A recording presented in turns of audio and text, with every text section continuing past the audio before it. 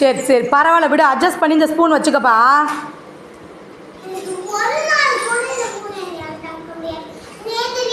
ஏய் நீயாவது விட்டு கொடுத்து போடி, பாவம்ல அவளுக்காக கொடு.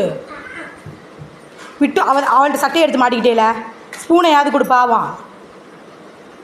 குர்ரி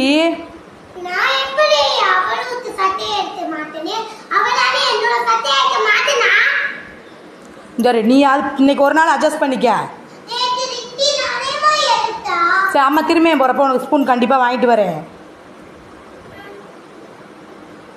நான் உனக்கு வாங்கிட்டு வந்து புது ஸ்பூன் தரேன், இதை மட்டும் கொடு.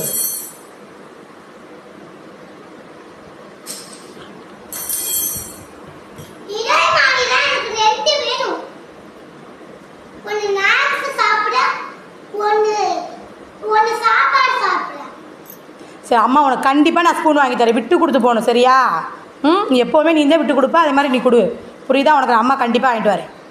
ஒரு வழியாக ஸ்பூன் சண்டை முடிஞ்சு ஸ்கூலுக்கு கிளம்பிட்டாக. பா ரெண்டையும் கிளப்புற பாடு இருக்கே.